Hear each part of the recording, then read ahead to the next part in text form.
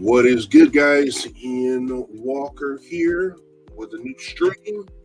This week I am here doing a stream. I'm hopefully going to be joined up with Tarik Holmes. He is an artist on Instagram that I follow very religiously. He has a comic book series called Atlas that he does. And hopefully I'm going to have him on the podcast with me today. Hopefully both of us will be able to switch back and forth and we can see what each of us are working on. Let me grab some more lighting here really quick. Let me adjust this real quick.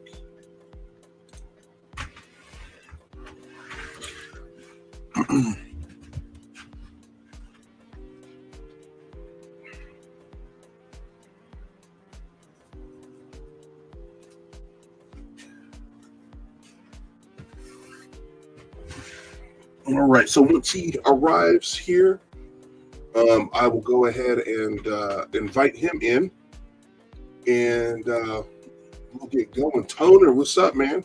Welcome to the stream, my guy. My guy. Let me turn my camera back on. All right, so let's go ahead and switch back over to here. Anyways, I hope everyone is having a good day today. So once Tarik comes in and is able to pop in, I'll go ahead and add him to the stream. And but for right now, I'm going to be working on this Toshinori Yage that my wife wanted me to do for her. I have not drawn him in this form. She's we're watching My Hero Academia and she's enjoying him and his she always enjoys his other form, his I guess you consider his weaker form, but she just loves his whole look. And so she's like, "Can you draw Toshinori for me?" I'm like, girl, you know I got you, baby. So that's what I'm up to right now.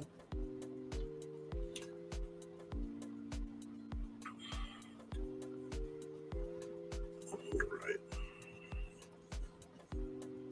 So one of the things I like to do is whenever I draw these characters, I like to draw them in my own style and make it familiar, but also a little different here. I got too much hair on this side. So right now I'm working on getting the sketch right here. That's a part of my process is making sure that the sketch is right. There's no amount of rendering that you can do that will make a bad undersketch look better. Don't care what nobody tells you. I've seen many a drawing where people will try to hide a bad sketch and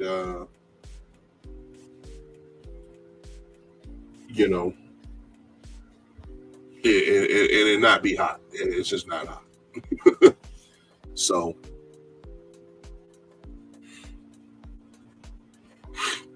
I should probably send a message on my Insta right now, just to let folks know that blah.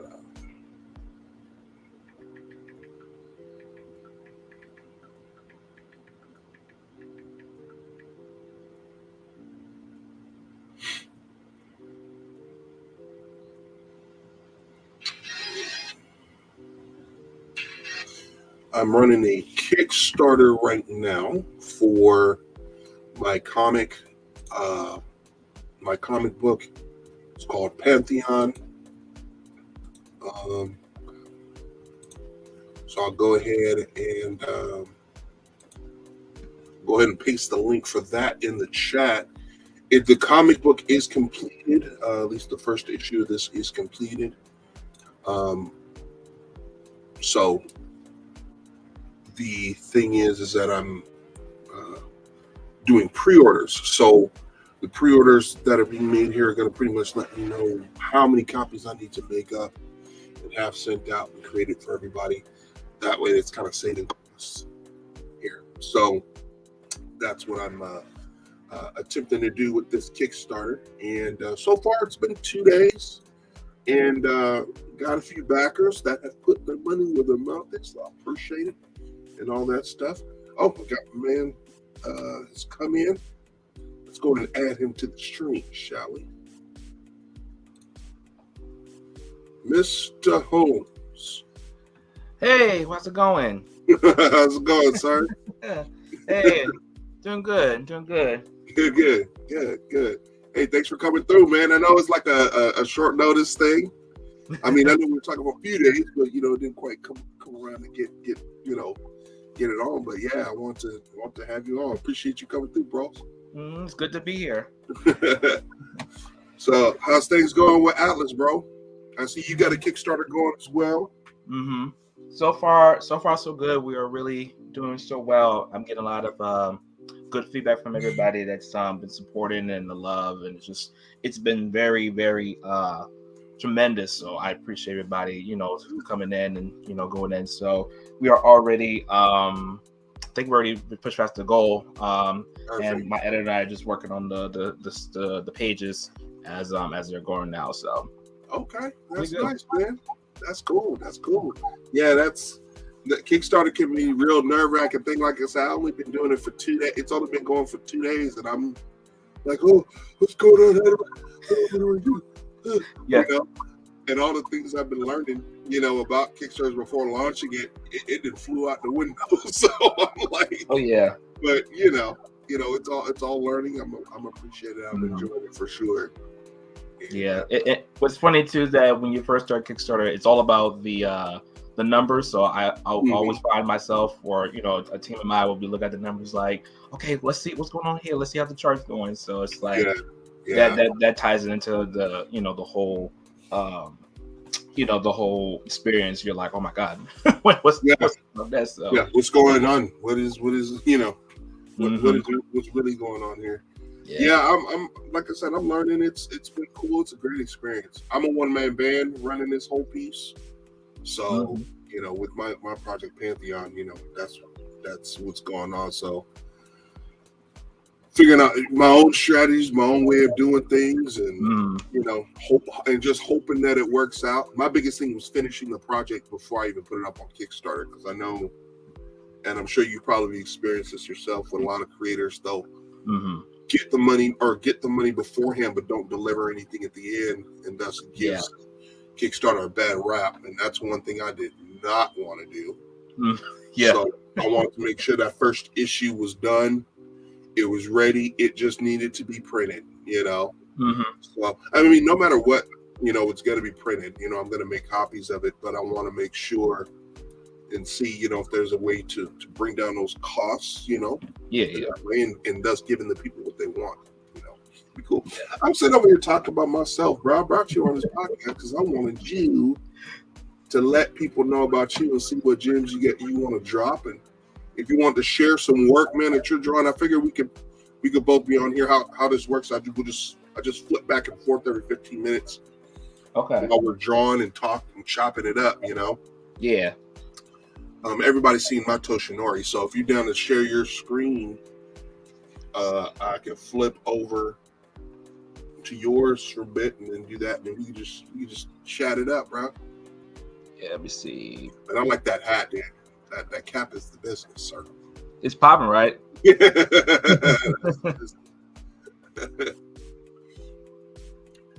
So how long you been doing art, man? How long have you been on? Oh my god. I've been doing it for as long as I can remember.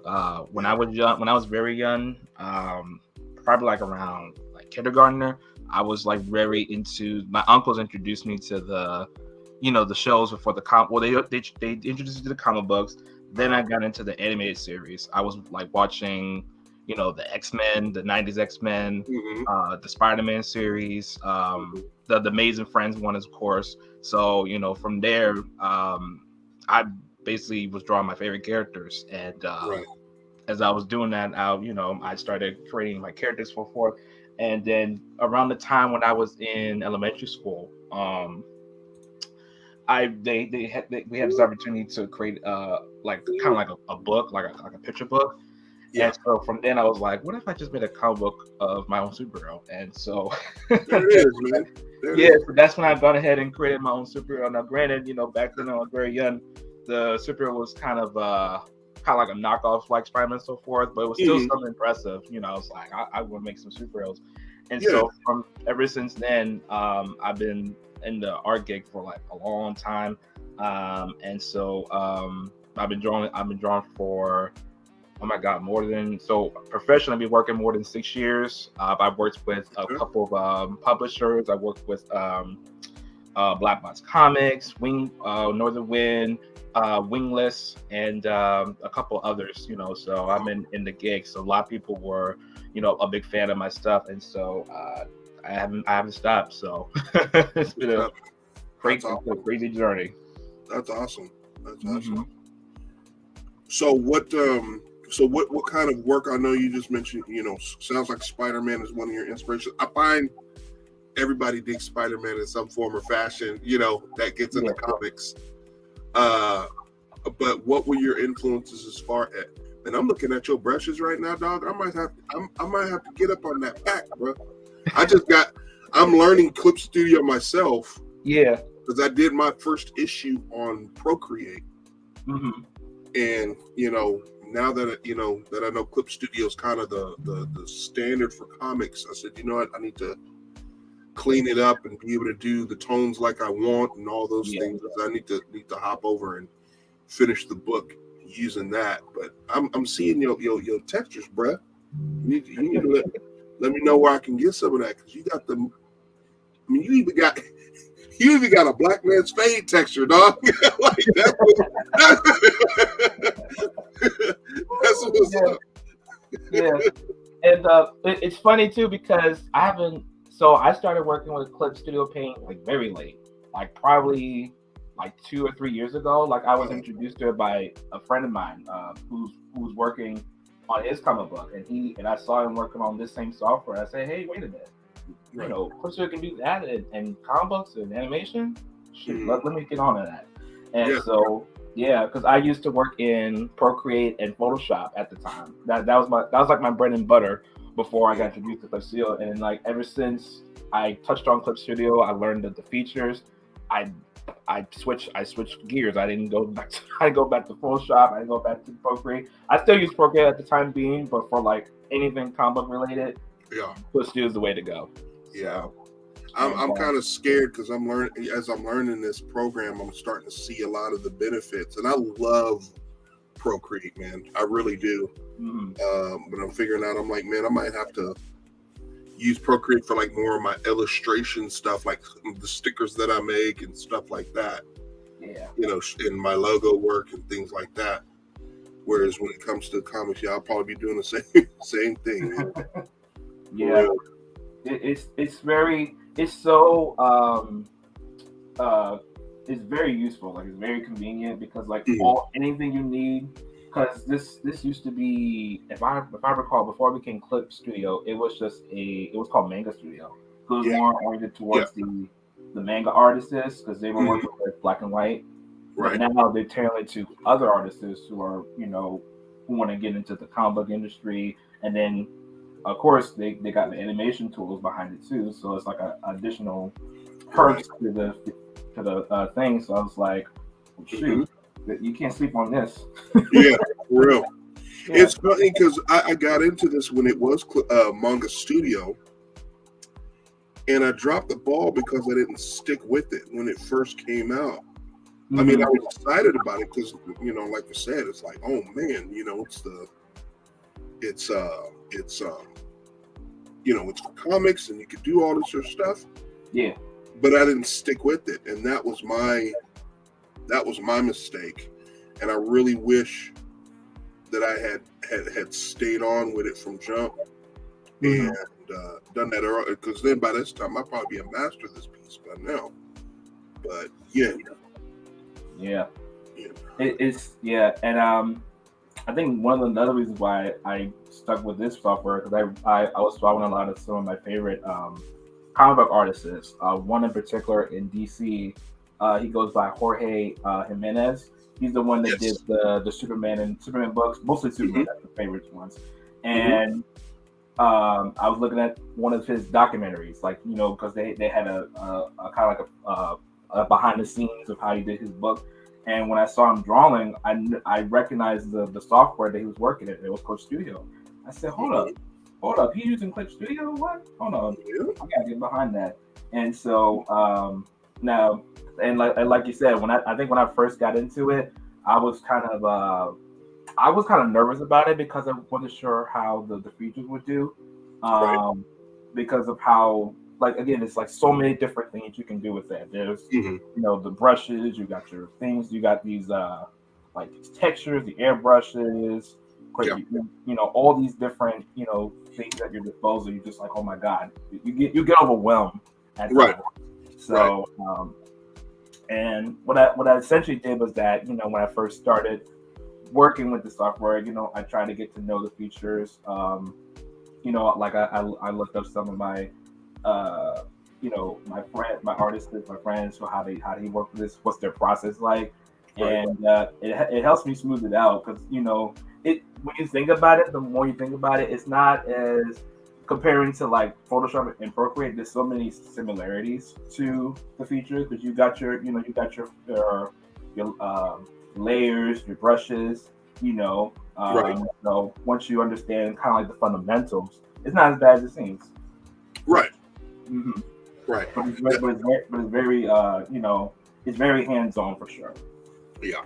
Yeah. That's one of the things kind of that I'm learning. Just can't be afraid of the program, you know, and just, being willing to just jump in and just see what it has to offer, you know, and I know that there's a lot more for me to learn on there. So hopefully over time we'll be able to get get through that. So when did you? So not a question for you, my man. When did you feel like I heard you say, you saw, other comic books and things like that, and you're like, oh, what can I make my own? What inspired you to decide to really go full force? Because I looked at some of your work, and I noticed that you've been working to get Atlas off the ground for what was it, 7 years. Hmm. It was like a constant process thing. I think that's with all of us as comic artists. Yeah. We were starting something for so long, just doing and sketching. But what made you decide that, hey, you know what? I'm gonna go ahead and make my own comic books. I'm gonna make my own thing that I can focus on. So I would say when I first started my Atlas, I started at roughly around like college. That Hmm. where I wanted to start, creating my characters because I had an idea of what the characters I wanted.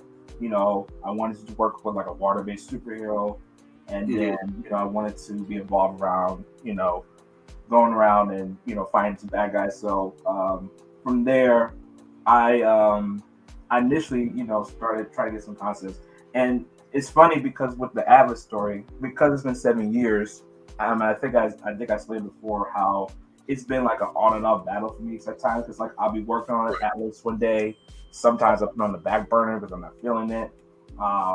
And so it's been like that for like constant because like I'll be thinking like so there'll be like so many different ideas of what I want for Atlas, but then it Hmm. doesn't execute very well. So there's a lot of revising going on, a lot of like tweaking Right. here and there. And so I think it was like one day I decided that um, once I initially know what I wanted, like I finally got the idea, I finally got the vision, and I think it was roughly around the time it was somewhere around the pandemic, and Hmm. I come to realization like you know even if the story is not as like perfect and whatever, you got to get this off the ground because Right. if you don't do it, no one else is going to do it.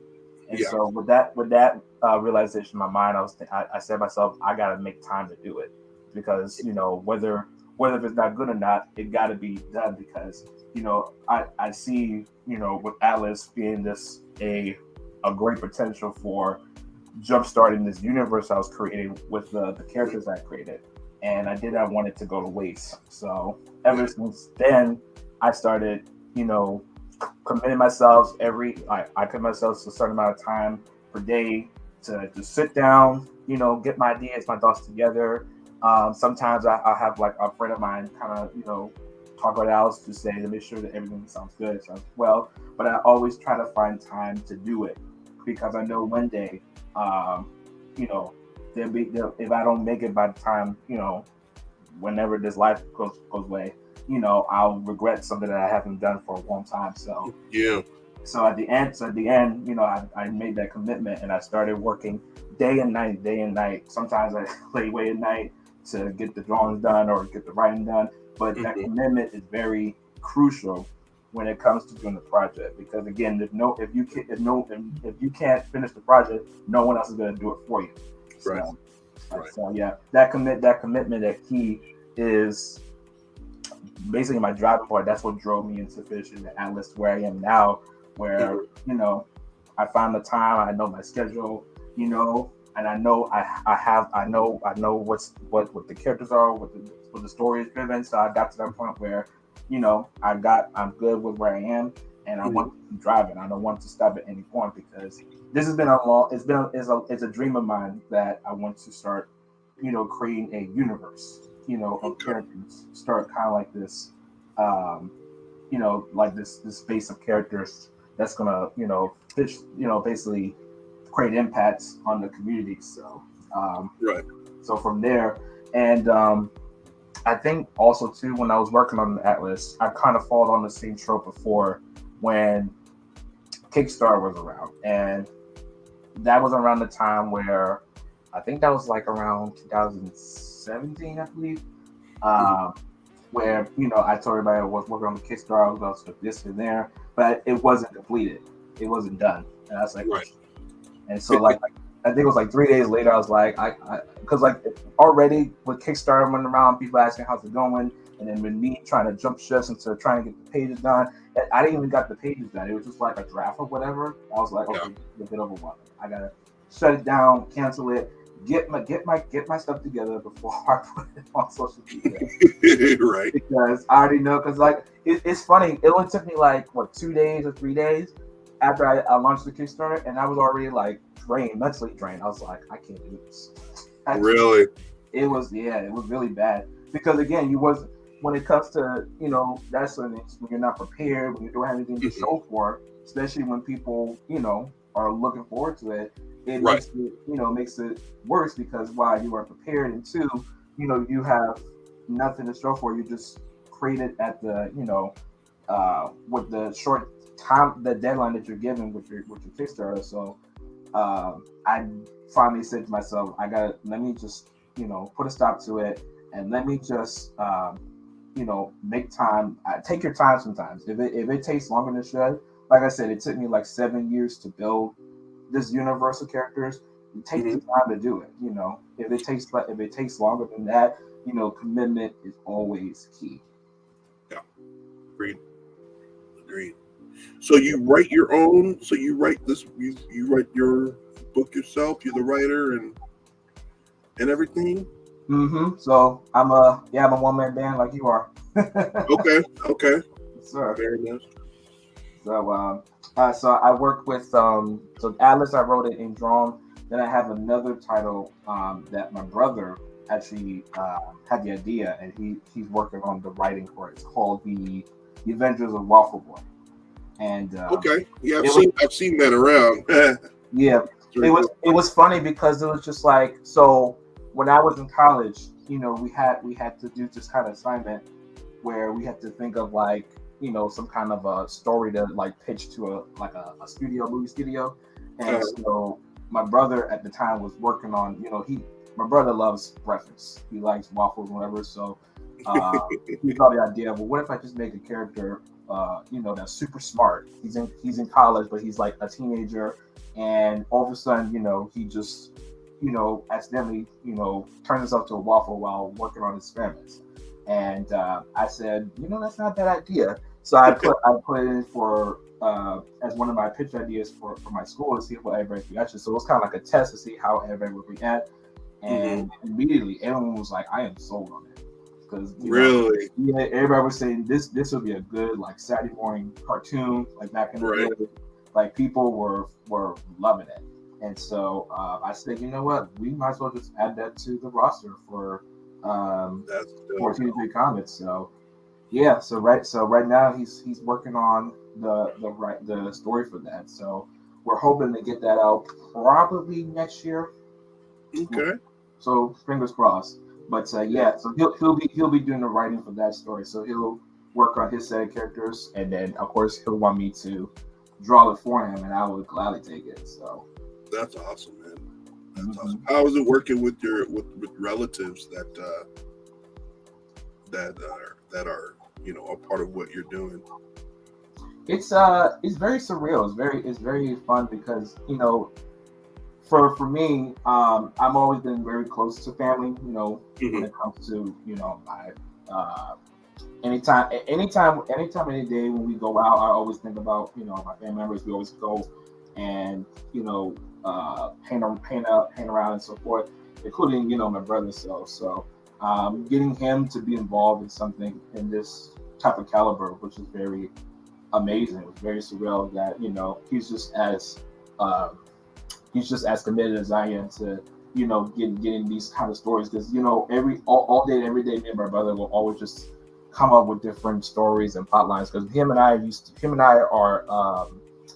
are we I read comic books. Sometimes he reads comic books, but he's more to the anime stuff. So we'll talk about our favorite characters. We'll talk about things here and there, and along with that, we'll just throw ideas out, saying, okay, would it be cool if we did this? Would it be cool if we did that? Right. And so it was just it's amazing to me because you know I, it's surreal for me that I have somebody else in the family line that's just as committed as I am with the comic books and with story because like I said, my uncle introduced me to comic books.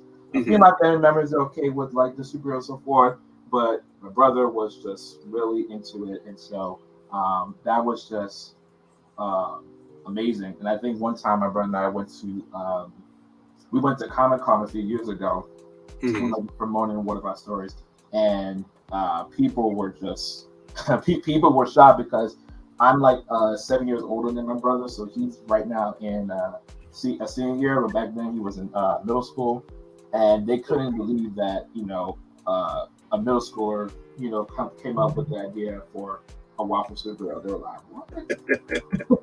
So they were like, "There's no way." I was like, "Yeah, this is him." That's And it. everybody was just yeah, people it shocks people to this day that that I brought one of my younger siblings to be involved in this, and they were just so Hmm. excited and just marveled at it. So the dynamic, I would say, is very very cool. That's awesome, dude. That's cool. Is it cool to have your younger brother kind of looking up to you as kind of an example for doing what he's doing? I mean, because of that, is he continuing forward with this path, or is it just kind of like a project he's doing with his brother? Like, what would you say is seems in your eyes? What is his focus? So yeah, so he's very proud of the work we're doing. Like he's watching over all the stuff that's going on with Atlas so far, and that Mhm. gets him committed and motivated to do his craft because he's seen how much the hard work I've done, and so just seeing how hardworking I am and making sure that Amazon growth it makes him to you know uh, get better at it, Right. improve. And so that's one thing I like about my brother is that he, will always anything he's passionate about, he will always like take a step forward to it. And Yeah.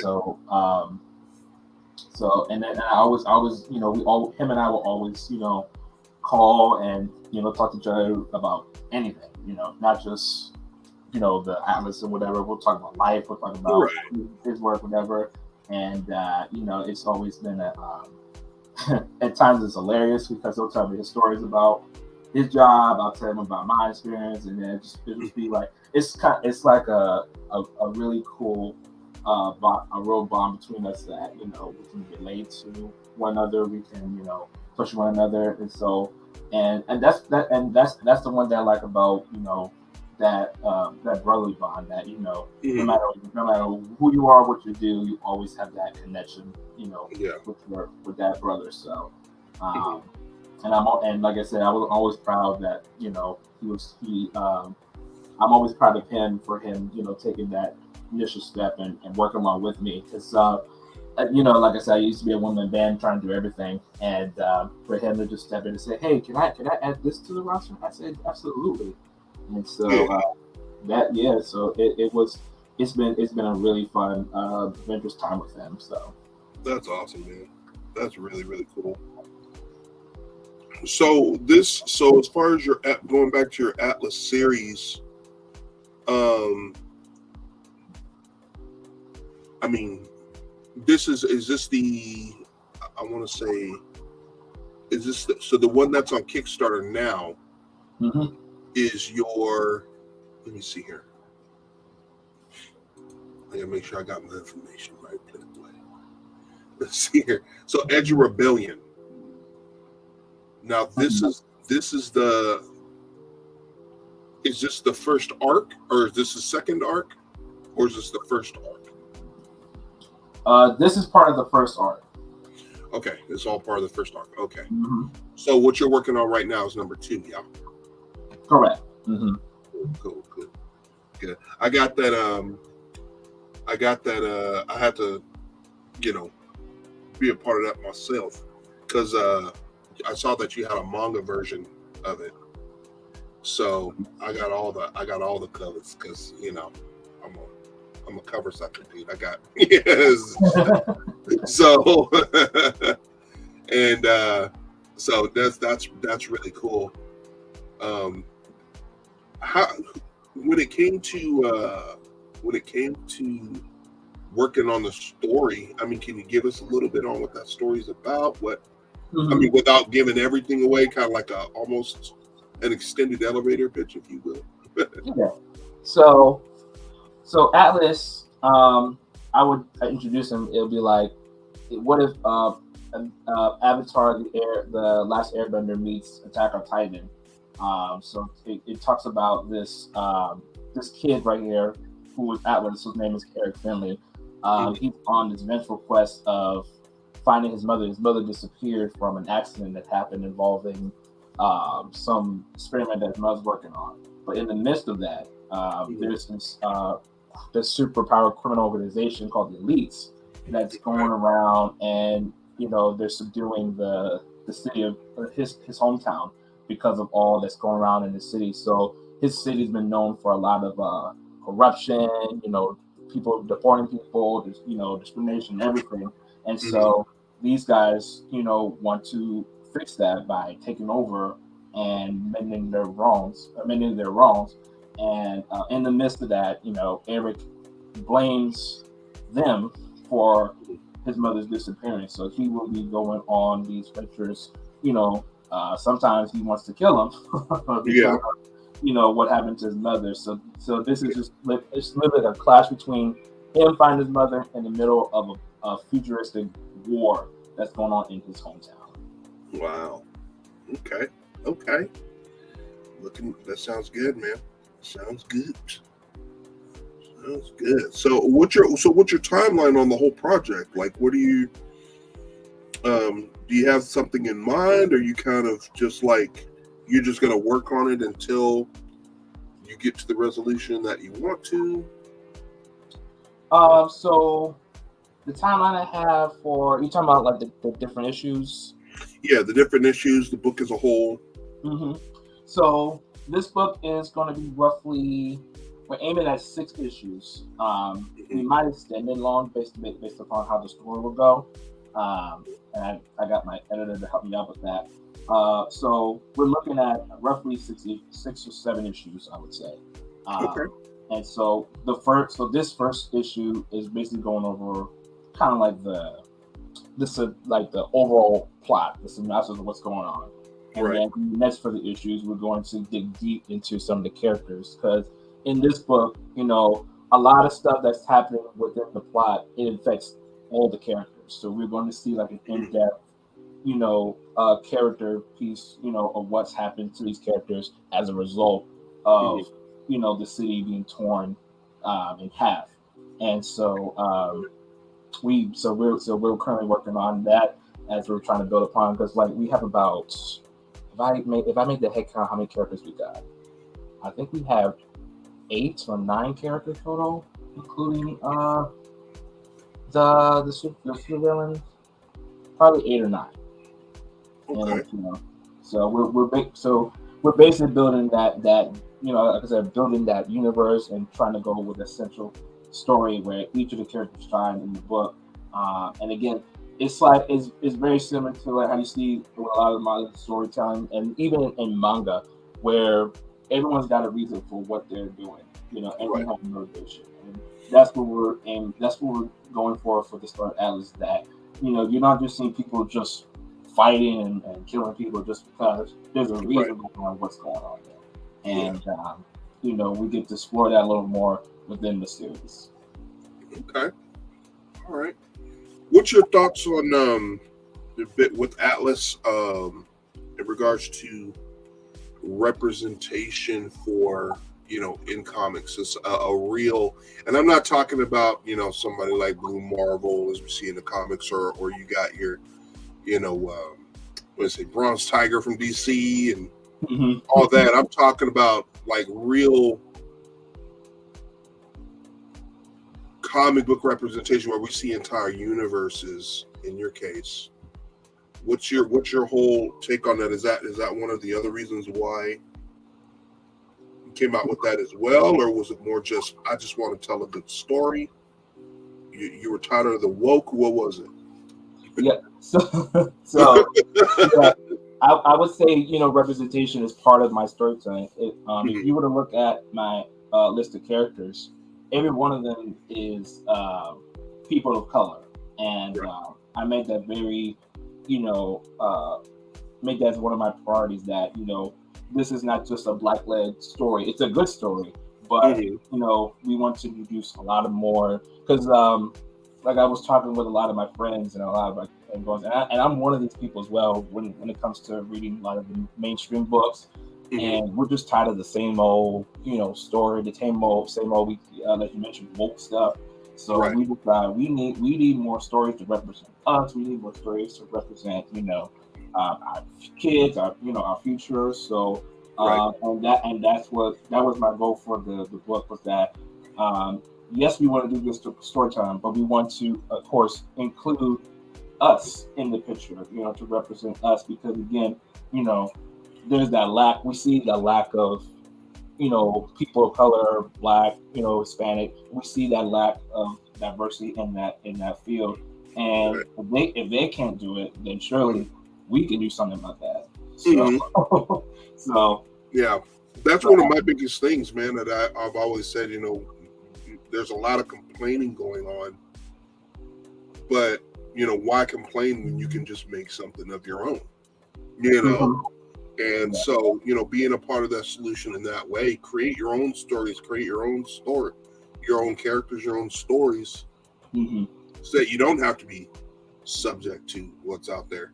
I swear, man, I feel like the only character of color that's like legit out there when I'm trying to really think right now. It's like Miles Morales and Luke Cage.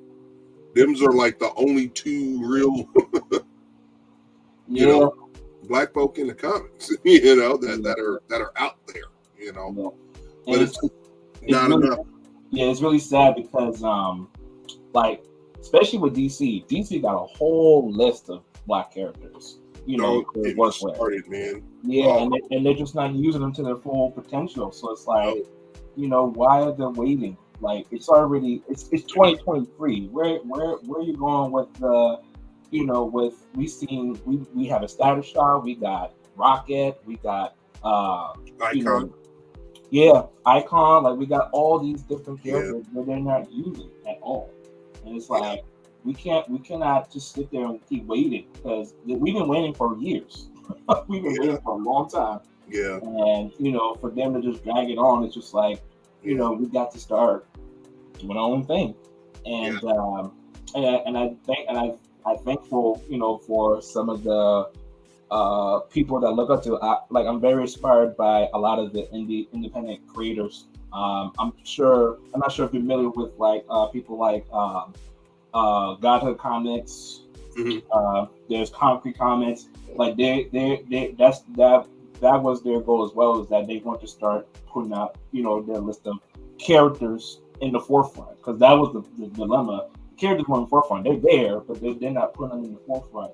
And so with people like those publishers, they making sure that there's always that representation in everything, and sci-fi, and they got horror books, they have adventure books. Like, they got a whole different genre of books dedicated to those fan base, and it's rated for everybody, so anybody can get in behind that. It's very crucial, because especially in this time of year and time of season where people have been asking me before about how they wanted to make a story that the kids would be proud of, for the future generation. And that sparked something in me, because I wanted to make sure that anytime I write a story, I want them to be in the forefront. I want them to see, hey, that could be me on the page. So, it's very, very, very, very crucial. Yeah. I feel the same way. It was just important to kind of have something, out there that showcased, all of that black character. My big thing is just representing all races, if I could. When it comes to Pantheon, throughout the story, going to be introduced to characters from all over the world, or certain parts of the world. But down the line, when I get started with the second arc, you're going to meet other characters. But my biggest thing was just telling a story, dude. Yeah. Almost it doesn't even matter to me as far as sometimes who's in it. It's I just want the story to be told, man, without an agenda behind it. You know what I'm saying?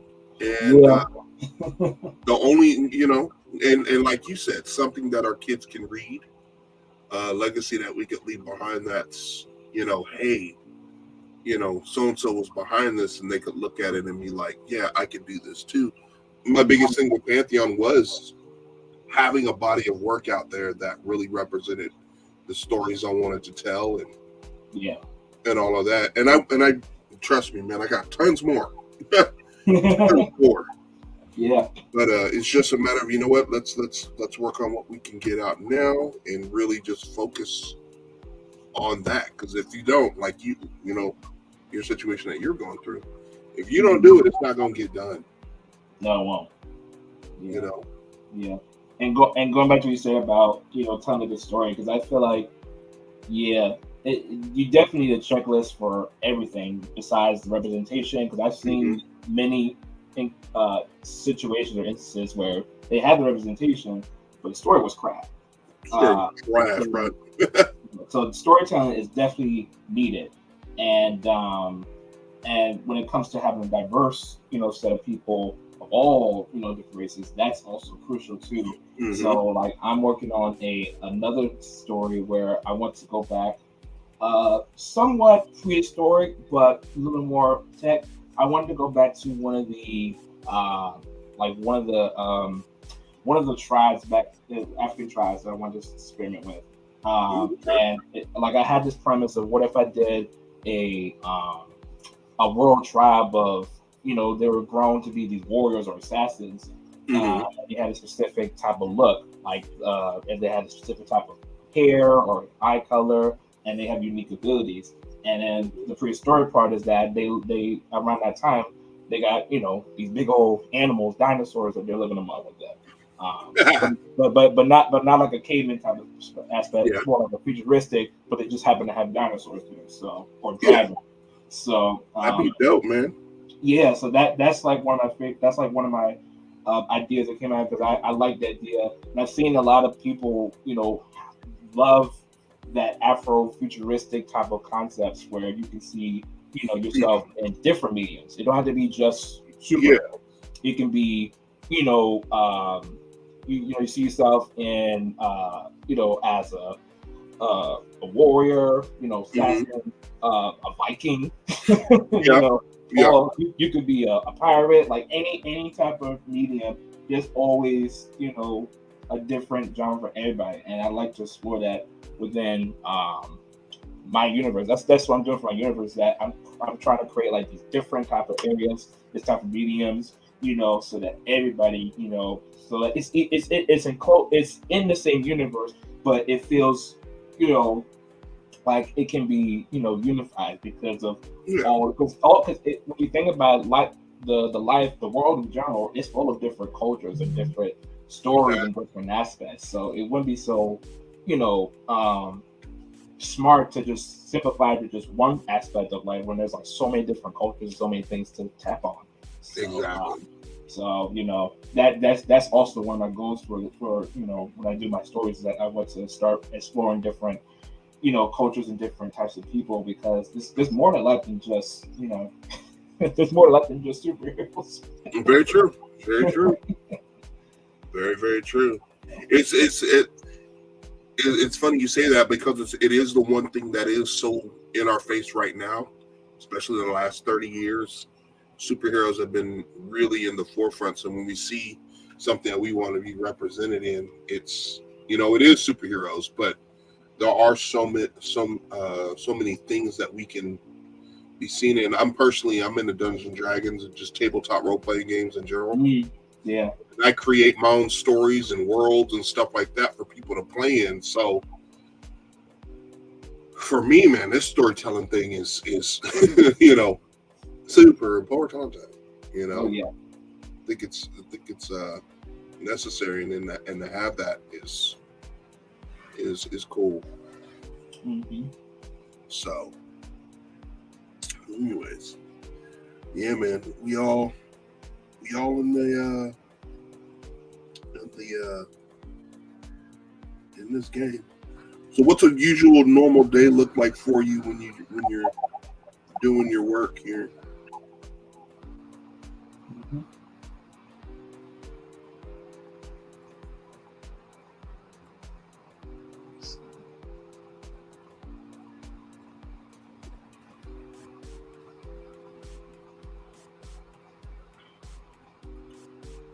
What's a normal day look like for you when you're doing your work? Because you're a full time artist, yeah. I am, yes. Man, you just hitting the dream there, dog. When did you go full time? Uh, was it last year? No, 2 years ago. After I graduated, so I decided to go full time because I see a lot of people, looking for work or looking for me to do work for them. So from there, I started working on.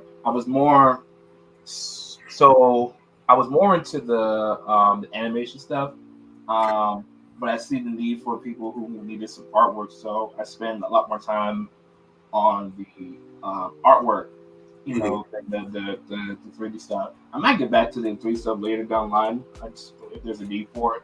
Um, but ever since my career, I started working with like two publishers so far.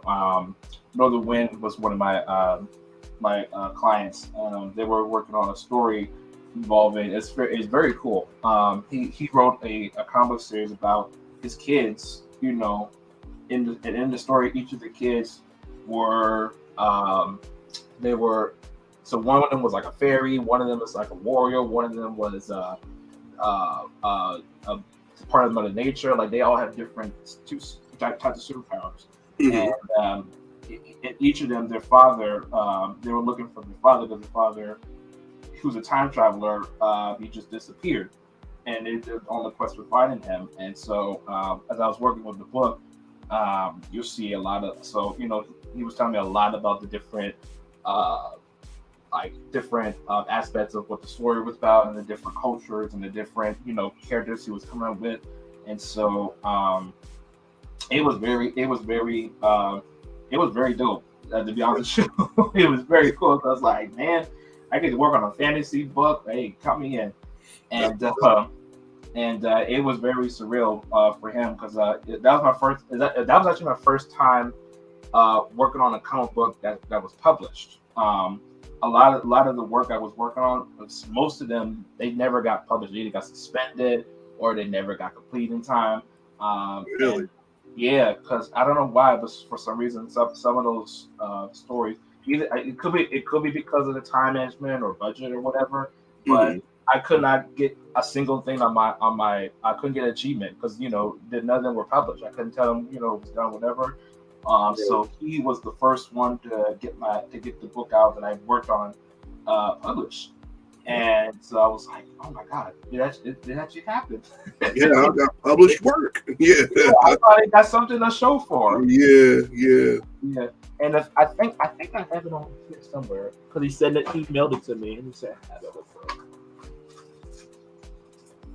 So let me see. So I was the colorist for his book. Let's see if I can find it real quick. Oh, I think I found it. Hold on. That's not it. So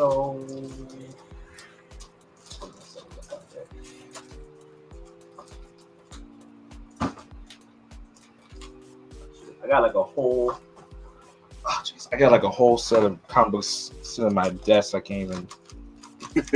I haven't organized them all, so it's like everywhere. So bear me a minute. Here we go. You good? Which one is it? Oh, here it is. All right. I'll fix you up later. All right. So, so the book I worked on is called Journey Through the Northern Wind. It's called Dark Journey.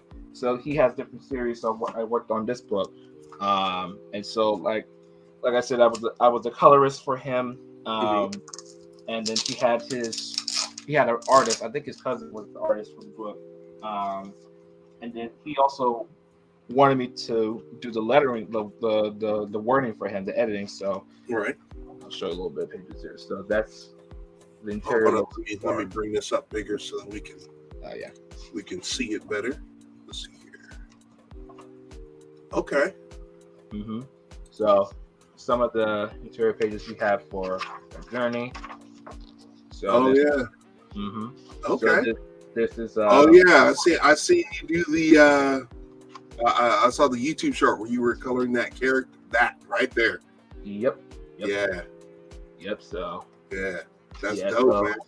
Yep. So this was his first book. So this is introducing monsters and magic in the land. So of course, the dad, the father, the time traveler, he gets warned of danger, and as you look through the book, that's his wife. Where the message is telling him that he has to go because there's danger in the forest, and he has to go down the forest, and then of course encounters monsters.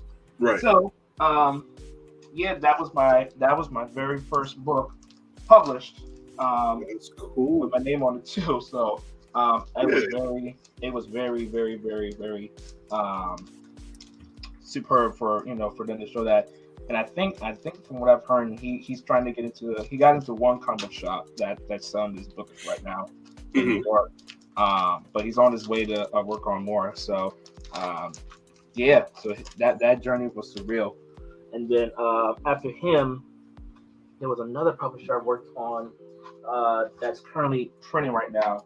I think it's Wingless Comics. They had me do some coloring for him as well for like a couple of pages because I think that there was something happened to the colorist and he wanted me to finish the pages in time.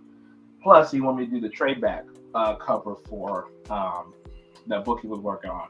And nice. So I gladly took the offer and helped him out. And so I cannot wait to see how it looks because I think from what I heard, he's still getting those books printed and get him out to his Kickstarter backers. So eventually, I'll get mine. I'll get mine soon. Nice, man. Yeah, that's dope. Got to do this horizontal test here.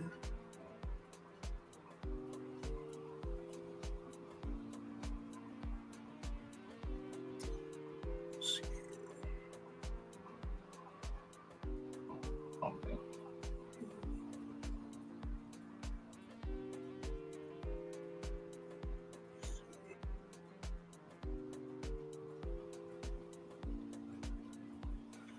There we go.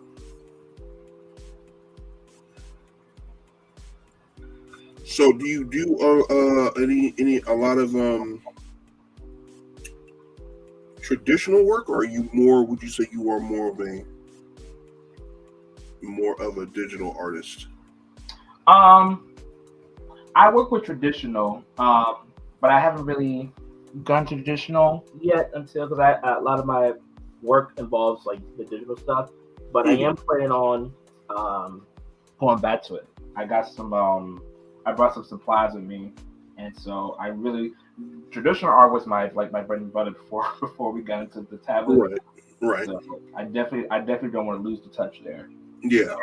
So, I'll probably be working on it. I brought, so I'm thinking I'll probably work on some of my favorite like characters, from the comics, from anime. So be on the lookout for that soon. Okay. Shall do. Yeah. So do you do a lot of shows at all? Like trade shows or comic conventions, things like that? I only did one. I'm planning on doing more this year. So I already registered for one in my local area in the DMV. So that one's coming in, I believe it's July. And I just registered for it. So. Okay. Where are you located at, man? If you don't mind me asking. Virginia, Northern Virginia. Virginia. Okay. Mm-hmm. It's like when we were on before. You're like, wait a minute, is it 1 o'clock your time or my time? And I did not neglected to mention that, so that's my bad. But it's funny because I had the same exact reaction to my editor. So my editor is in Chicago, and we were supposed to meet up at a certain time. And I told him the time, I was going to be there to help him out. And then when the time came, he's supposed to be an hour before me. So I would say like 10 o'clock is at 9 o'clock. And I'm like, oh shoot, I forgot you're in Chicago. Yeah. You guys, your kind of times don't work like mine do. So yeah. I always be forgetting that. Yeah. My last job, when I used to work at a studio, they were also in he's in Canada, and then a few of the workers were like in Texas, California. One was in the Virgin Islands, so like everyone's in like different time frames. Right. So we would have to meet up like a certain time where everybody's awake, because if not, yeah, one of us would be sleeping, the others would be working. So right. For my my producer or the head of the studio at that time, he was in Vancouver, so he's like 3 hours away from where I am. So he'll tell us to meet up at like 10:30 or so forth. So for him it'd be like 7 o'clock or 7:30. So it's funny too, because like he'll just wake up, he'll get his coffee, like he just got up from bed, and it's like, oh man, because everyone's in a different time frame. Yeah. Myself, I'm in Texas, and so so that's one thing I'm always trying to have to keep reminding myself of is I'm originally from California, so California has 2 hours behind me. So it'd be funny when I'm calling my friends and stuff like that to catch up, and ain't none of them sleeping. They call like, man, why are you calling me so early? What's wrong with you? And I'm like, I am so sorry. They get all hot with me, man. It'd be funny. Yeah. it's hilarious too. Because I'll do the same thing with one of my friends. Because my friend's over in I think Michigan, and so Michigan's like an hour behind. And I'll Right. call at a certain time. He will pick up, and I just realized, oh shoot, it's he's not even awake, so I got Yeah. called later. Gotta wait up. Yeah. Yeah. Mess around here accidentally end friendships because you calling all her. Yeah. Yeah. I called my house again at 5 in the morning. Tarik, watch what happened.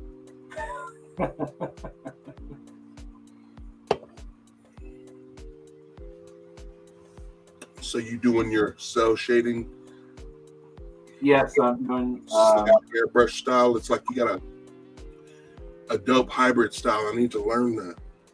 Yeah. I was wanting to do a color deal for my book, but I'm more of my style is more suited for cartoons, my coloring style. And for the type of book that Pantheon is, I was like, that ain't gonna work. That ain't gonna work, man. Yeah. I started coloring the book, and that's honestly, it's the reason why I made the shift to the hybrid manga style. Yeah. Kind of honestly you got that same. Looks like you got that same style going too. It's like manga, but it's American, but you got the manga tones and that manga look and feel, and it ended up being pretty dope. So I'm like, Yeah. I think I'm gonna just stick with this. Is cool, and I saved the buck a little bit, but I'm gonna need to get into especially for my covers and stuff soon. Invest in colors for that maybe, or adapting the style and learning something. But Yeah. But going this manga route though, that style really did actually help me. Again, keeping it one man. Because sometimes, man, I know when I started, my thing was I didn't want to get stalled in my creative process, especially with the rate that I was going at. I did not want to stop. And a lot of times that's what with previous projects that I would try to put together, I would hit bumps like this, and that's what would derail me. Yeah. This time I was like, I'm not getting derailed this time. I'm going to put this thing out. I need to figure out how, I can move past certain obstacles when they come. Yeah. And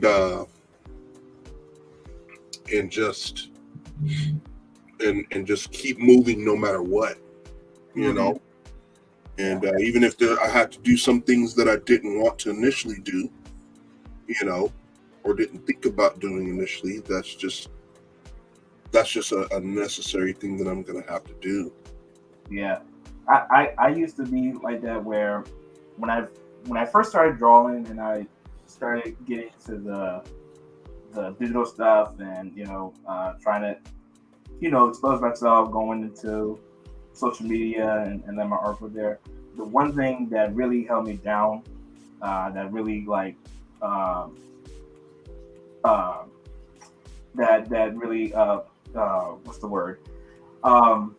Motivated? No, the opposite of that. But the one thing discouraged you. Yeah, the one thing that discouraged it was I always find myself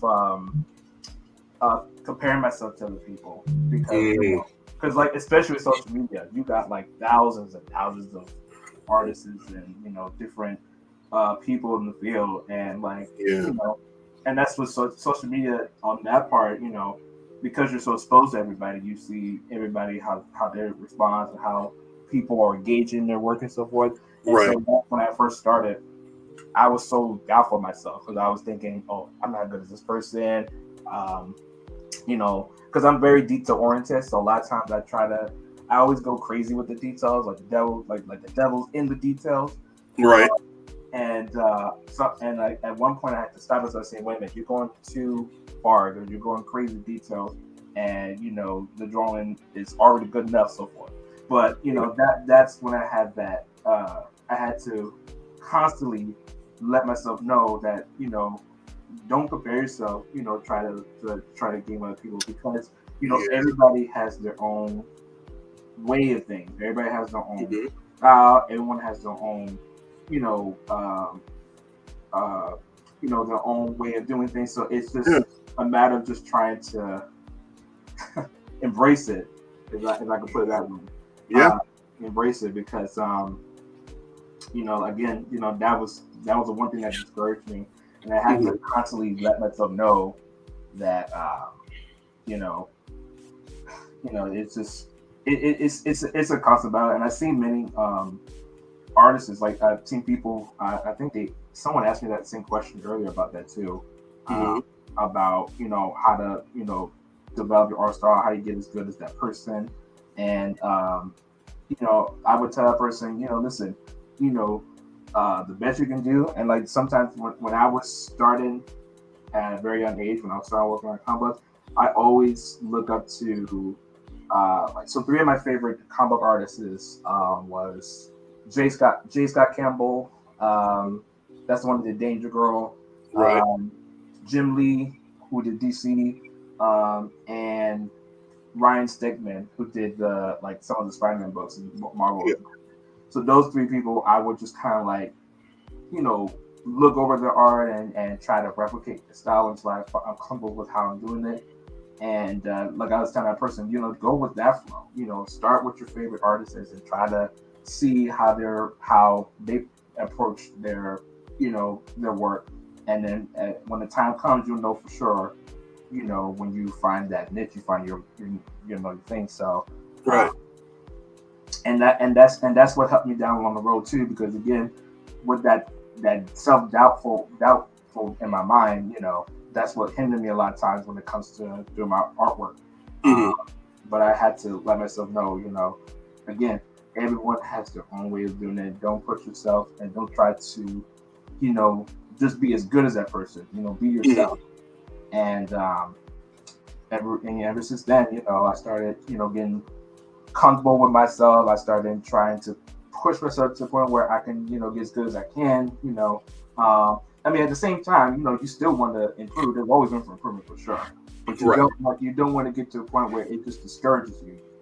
It should be Yeah. to the point where you say, you know what, that person did so well. I gotta, I want to motivate myself. I gotta see how they do different. I want to do better. So have that kind of mentality that that your work speaks for itself. Exactly. Mm-hmm. Exactly. Let your work speak. That was something my dad always taught me. He was always like, you're probably the same as I am, a perfectionist, but it's something that I've been trying to teach myself to let go of over the last couple of years, even in this comic. Because my biggest thing is always, if it don't look good, and don't do it at all. Which Yeah. is good in a lot of ways, but also too, I found also kept me from doing a lot of stuff. Mm-hmm. Because my biggest thing, I don't like looking stupid. I don't like looking dumb. So if there's any way that I could prevent that, even if that meant me not doing something that I really wanted to do, Mm-hmm. I'd mess myself up and do that. But uh, it was just a matter of, that, like in my book Pantheon right now, there's certain things in there that I'm like, ugh, I wish I could change that or whatever. But it's honestly like an exercise for myself too, to where I leave those certain things in because one, I want to see the growth for myself. Yeah. I think that's important for me to be able to see that difference, you Mm-hmm. know, to be Yeah. able to cringe later and be like, ugh, I'm so glad this book got better as it went along, but keeping those mistakes forefront so that, I'm learning. I've adopted this philosophy of, if you don't allow your mistakes to stay, you'll never see them Mm-hmm. again. And so you won't know not to make them again, Yeah. you know? So when it came to this book, I'm just like kind of fighting that perfectionist to go back and want to change everything or want to do this right or whatever. I just keep it all there. Now, down the line, if I decide to do some kind of special edition something or whatever, Mm-hmm. then, yeah, I'll go back and make those changes if I feel Yeah. it's necessary to do so. But for right now, I'm just kind of going with the flow and doing that, and then just making sure that each one is better than the last. That each issue is better story wise. Like I know with my book Pantheon right now, I know it's wordy, man. There's exposition, boy. I'm setting it up, and I tried so many times to make it less wordy, but the way it is, I'm like, this is just a story, Yeah. That's what it is, because I don't want to. The one thing that always bothered me when it came to storytelling is, how come you're going to tell me this, unless it's something that is definitely a part of the story? How come you're telling me this? When you could have told me this in the beginning. Like, why'd you wait this long to tell me something this insignificant or whatever? Yeah. I want to focus, and it takes time away from the main character. I didn't want to do all that.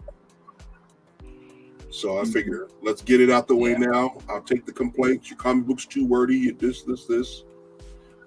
I know my plan. I know what I'm doing. So it's less likely for me to sting. Still take into consideration what's being said. Yeah. But know that, okay, in the next story, I know what I'm doing. Mm-hmm. I know I have my vision. I know exactly where it's going. So I'm not going to take it as harsh as I would as if I didn't know what I was doing, or you know what I mean, or if I didn't really have a true direction. Mm-hmm. So that's kind of where I am with this. Yeah, it's exciting about to happen. Yeah, and I just want to add it too that even comic book publishers are fall for that too. Like I've seen like if you look at some of like the old works from the publishers when they first started their comic book, it's the same way that the art may not be as good or the writing may be a little flimsy, but that never stopped them from revising it or doing better.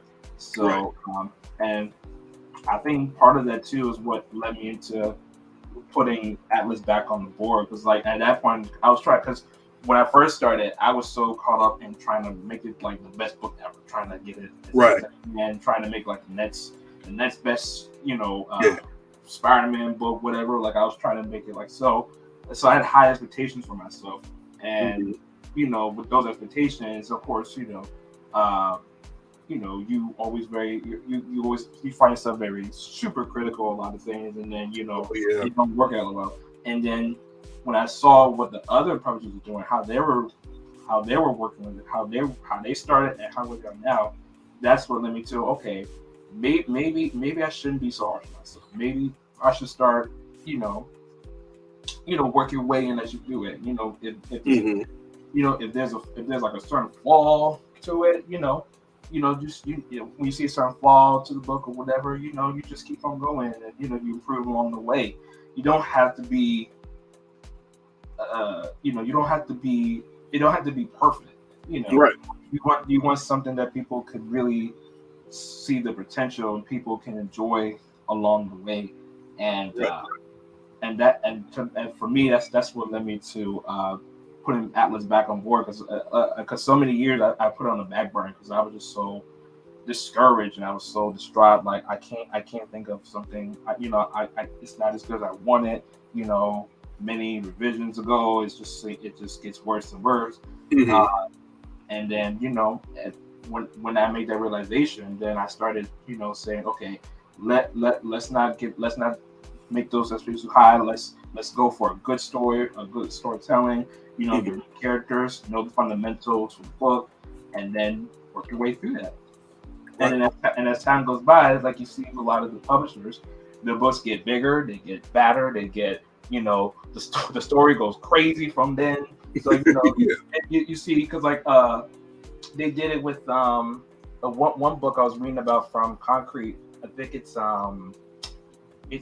Odina or Acolyte, where it was Acolyte. It started with just this simple story about this cosmic being superhero whose dad was an ancient cosmic being, and you think, okay, this is a nice good origin story. And then like issue 2, it jumps right into the action, and then it goes crazy from there. You're like, oh my god, I wasn't expecting that. So right. Yeah. So after every book, it just gets better and better and better. And I noticed the pattern that from where they started, it started just one simple thing, and then as time goes by, when they see how their storytelling is and how it goes, they just improve it and build upon it, and it gets better and better and better. So a lot of times with our especially with artwork too, when it comes to working on our craft, it don't have to be, like the next Jim Lee type of artwork. It don't have to be like whatever. You don't need to be the X-Men right now. Yeah. So you just start working with what you got, and then as time goes by, when you start improving, you're learning, and you're developing your skills, then your work sorts for itself, and then people realize, oh, hey, that that really was banging. So you start to get that that feedback, the recognition, because you put your soul, you put your blood, sweat, and tears behind it, and it starts to show forth throughout your work. And so yeah. Man, speaking facts, sir. Speaking the factuals, man. Right. You're talking about not being perfectionist, and I'm being perfectionist right now with his hand. I tell you something, dog. Hands are annoying. Okay. They are the bane of my existence, bro. And I can't. When I'm sketching, when I'm going off reference, I'll do good. I know the thing, but doing all the positions and stuff, I'm just like, man, I cannot get it consistent, bro. And then my hands be looking like ogres and stuff. I'd be so hot, bro. I will say the hands, you might have to be super critical of that. Say what? I said with the hands, you might have to be super critical with that, because hands are super complicated. They're very complicated, man. Oh my god. That's why I'm glad too that I was having this talk with these couple guys that were talking about.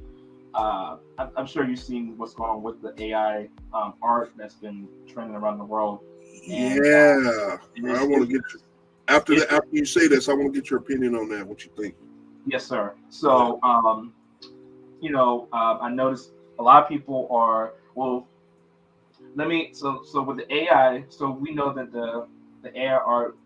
For those that don't know how it works, we know that the AI system, what it does is you basically create a text prompt, and you tell the AI system, "Hey, I would like to create a superhero with, I don't know, Wolverine claws, a Batman cowl, and an M on the chest." And then the computer will just compute, so it will search through all the different pictures, and through all the images that's on the database, so in the internet. So that includes everything, Google, your artwork, anything that's on the internet, it searches for, and it basically generates a picture, and and then whatever you tell the computer to do, it's going to give you those different concepts.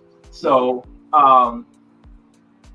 from an artist's perspective, there's two sides of it for me, that when it comes to the AI stuff. For me, the AI, it's a tool, and it's a wonderful tool, because what's unique about it is that you get to explore different concepts and different ideas behind what you're trying to say. So like if you're trying to think of if I want to create a science fiction type of cyberpunk background, with some flying cars and with some cyborgs here and there, the computer will do that, and then you see like so many different ideas. You'd be like, oh man, I didn't think about that. Right. And so that's the beautiful thing about the AI, that it gives you, it broadens your imagination. Right. What it's doing now. So that's one side. The other side of it is that because it's so powerful in that aspect, and I was mentioning this to a couple of other guys I was talking earlier. AI, there's no restrictions. There needs to be some type of in place to say that you cannot redistribute it. You cannot sell your artwork behind it because Mm-hmm. technically it's not artwork. It's pictures that's all pixel together into whatever concept you ask for. Because again, you're not putting the only thing you're doing is just putting text on it, and you're just saying what you want to say, and so you don't have the rights for that. So and because I've seen it many times where, and it's bad too, and I think you've seen it before with ArtStation being a number one victim, where people were just putting up AI art, and some of them were even selling it. Selling the concepts and everything. It was all over the marketplace. It was all over the page, and people got tired of it because it's not even like how we're doing it. Like we're creating the art, we're drawing it, whatever. It's just something they generated from a computer, and ArtStation was allowing it. They didn't see no concerns, they didn't see no problem with it until recently. They got this lawsuit that's going around, and so going back to earlier, I was saying before with the AI, it's a wonderful tool, but there has to be some set of rules and regulations to say that you cannot do certain things because again, right now it's just open for anybody. Anybody can do whatever they want with with the AI systems. They want to sell it, they want to make money off of it, they could, and there'd be no laws, no regulations say they can't. And so, and that poses a threat to a lot of the artists, especially the community. It happened to one person I know. I've seen someone told the story on LinkedIn how this guy who was an environmental artist, so he was working with the different concepts and backgrounds for the movies. He lost his job behind that because the company decided to replace him with the AI systems because they didn't see no value in keeping him since the AI could just do whatever it wants and they could do that. And so the man lost his job behind that because of the AI system. And that goes to show you that, while like I said, it's a nice tool, but when it falls into the wrong hands, that's when it affects the whole community. And there's something that needs to be done with that. Because like for me, when I work with concepts, like when I do my commissions, I do the old school way. I got my Pinterest board. You use Pinterest too, huh? Man, I bring Pinterest to the build, bro. Oh man, it's such it. Oh man, I'm so glad. I still use it. So I will go and get my picture. So someone will ask me for a picture of their superhero or whatever character. I go directly to Pinterest. I get my board together. I put it all together. I put it, sometimes I put them on Procreate just to get like a wall of pictures, just to look killer. And I'm like, okay, so I'm gonna use this face for this, I'm gonna use that for that, and then create and generate concepts from that. That's the old school way of doing it. That's what I do. Yeah. I do. Yeah. And so with the AI, imagine doing just that, but it skips the middle part. It don't even go to it might go to Pinterest, but I'm saying it just does it basically you say whatever you want and then just creates the concept. Exactly. And I think what people don't understand, because I feel like, especially too, when I look at how people respond to feedback behind the AI, because right now people are going back and forth against the AI if it's right or wrong. And I think, and I ask myself this question because I don't know if people are just willingly ignorant to the fact of what it's doing to the community, or they just don't care for the artists. But I feel like that the AI, like I said, unless there's some rules and regulations to protect your stuff, people need to start protecting their copyrighted stuff. Like because all of these pictures, because again, the AI has all access to every photo, every copy, everything. If nothing is protected, if there's no rules or regulations behind that, then your stuff is not protected. And so, like for me, when I have Atlas, I make sure that all my stuff, any characters involved in the story, whatever, it's copyrighted, it's trademarked, so that if anybody try to get the likeness of it or try to replicate the look, I have the right to sue them and try to go to court for that. And that's part of my protection. But again, that's just for like common popular stuff. For people that are just doing ordinary art, the only thing they got is the copyright. But even the AI that's just doesn't really fall for that, because there's no rules regulations saying that copyrighted stuff is prohibited for the AI stuff. Right. So, you know, going back to what the people, how people responding, there's no protection, you know, with the AI system. So, you know, when it comes to that art, and I've seen people they sometimes they will leave their pages because they know that by the minute they post their stuff on social media, that's when the AI can have access to it.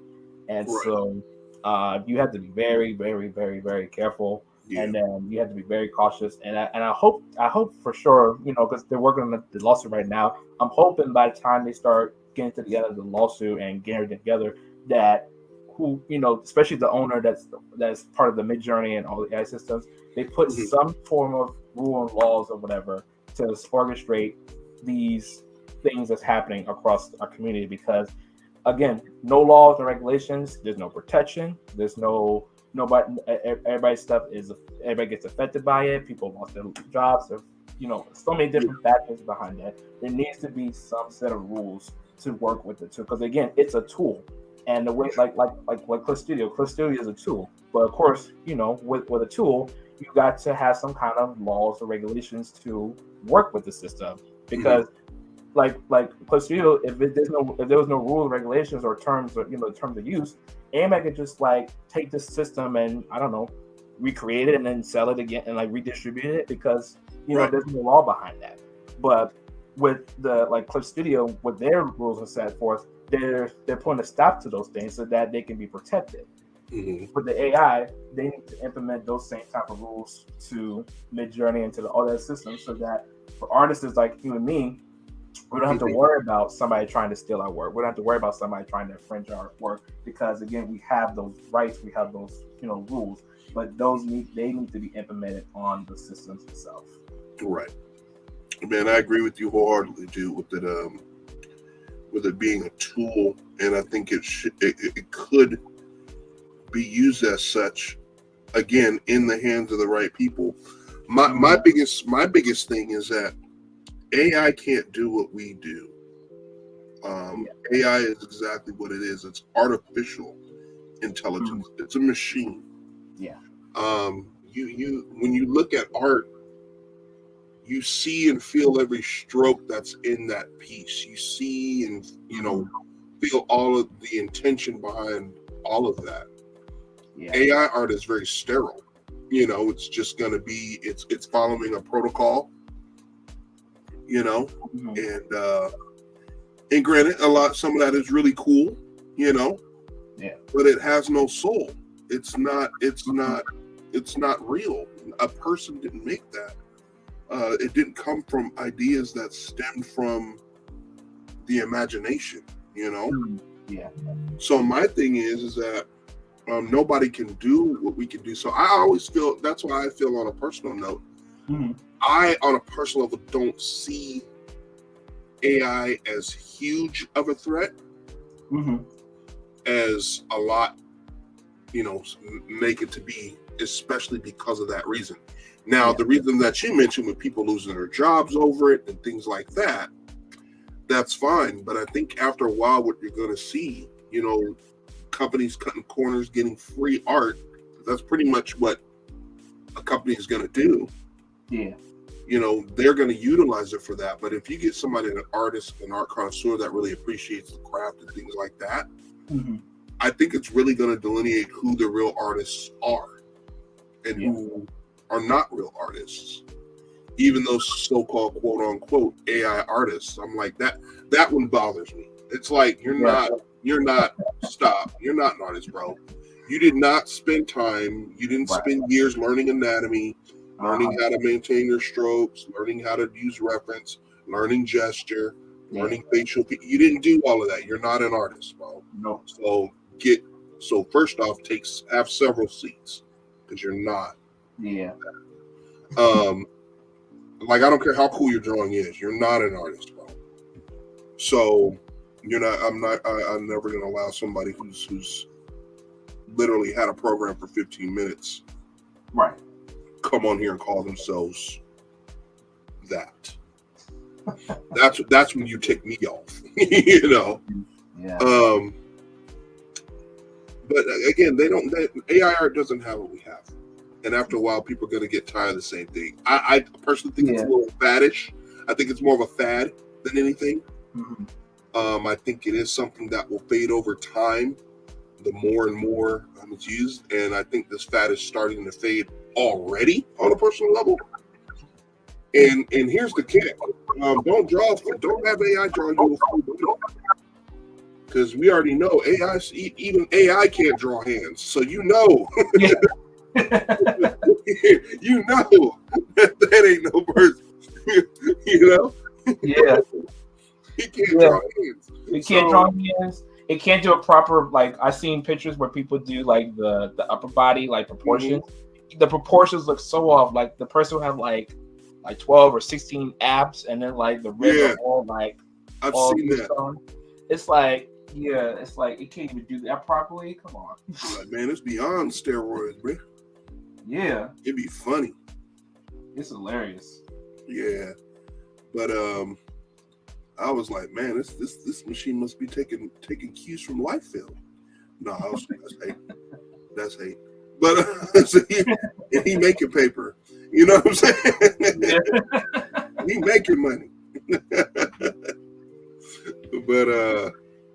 But yeah, I view it the same way. It is a tool, and it needs to remain as such. I don't see it as big as a threat, like I said, because, like I said, the heart and soul of what we do is shown in all the things that we create. You know. Yeah. So I get the fear. But like I said, I think it's a fad, and it's a fad that will go away very quickly. And real artists, once this fad goes away, I think artists now should be able to see their worth at this point. Yeah.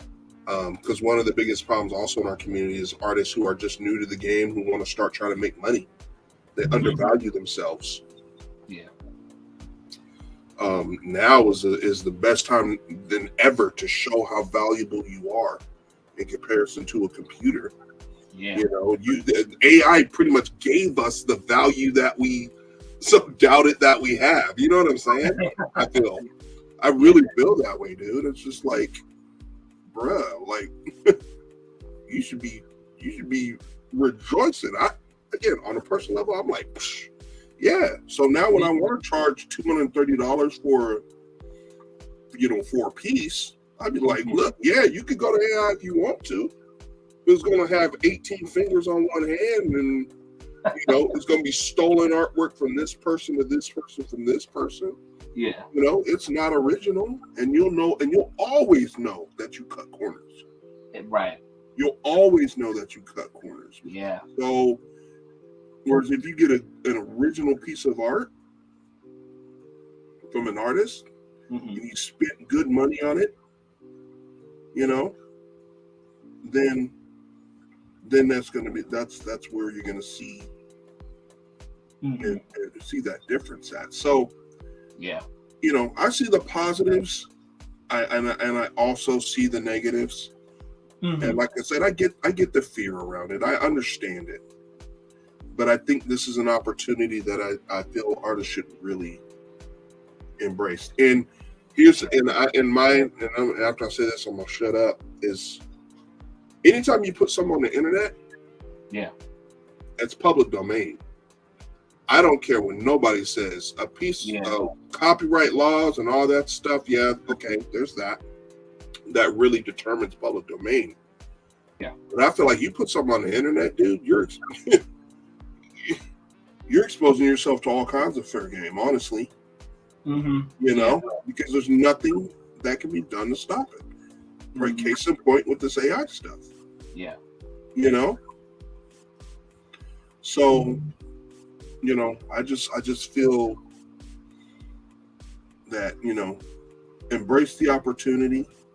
Be more careful with your property, what you're putting online. Yeah. Like you're not going to see much Pantheon stuff online because I don't want nobody snatching it up potentially. You shouldn't have to do that, but it is what it is. Yeah. So as creators are going to need to be more selective in what we're sharing and how we're sharing it with others. Mm-hmm. and be more smart. Yeah. So yeah, and I feel too, and again, this is just me. Mm-hmm. If you have fan art out there and you're mad because you stole my fan art, you don't get to say nothing. Like, that's fan art. Like, you Yeah. can't. I've seen people get upset. Oh, they took my fan art of so and so, and then, bro, you already jacked out for your stuff. You can't say nothing. You don't have an argument. Like, you know. Yeah, it's not your care to begin with. So. Yeah, it's not even yours. Yeah. But yeah, it's a. I always like to hear other artists' perspectives because everyone is different, and I find that those who are a little, there are a lot that feel the same way we do, but then there's some that are just like, this is a crusade. I'm just like, whoa, Yeah. I'm just like, it's not. Yeah, okay, well, you know what? More power to you and your crusade. I really do hope it goes well. Yeah. So I'm just not gonna be there, dog. I got to go to work today.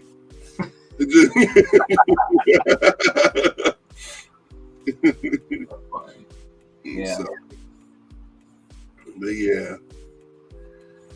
So while I got you here, why don't you tell some folks? I mean, if those who don't know you already and are, come through to see the podcast later, where they can find you, where they can follow you in your work and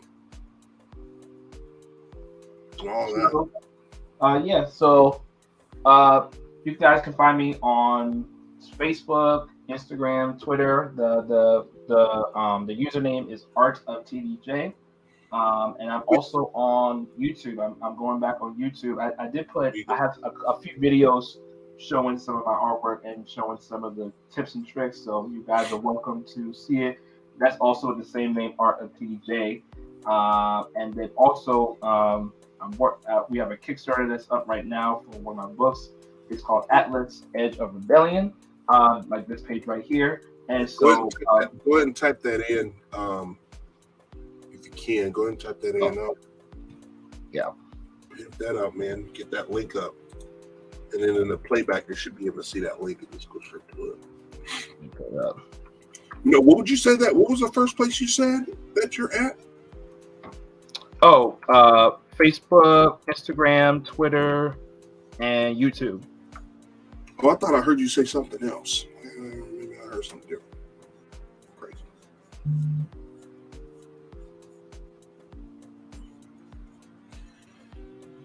I know you're supposed to draw shapes when it comes to hair. I know that. But for some reason, I'm like, strands, Playboy. I'm a little different with hair. Like, I just draw the strands, like just because, and then if it creates a shape, that's cool. Cause hair is like very fickle. Yeah. It's very complicated, but I've seen how, like, there's a few approaches to do it, but the way I do it, I just draw a few strands going which direction, and then eventually I'll just create the shape and form how I like it. Mm-hmm. That's how I roll. Yeah. I need yeah. So. All right, man. Let me see. So we got a few more minutes. I'm gonna toggle back to you. You've been looking at my. Hey, look at the progress. Yeah, man, you gotta give me an in-depth tutorial, dog, on how to color on this piece, because that's gonna be new skills. Oh yeah, I mean, I can show you real quick since I got the layers up here. So, because I saw the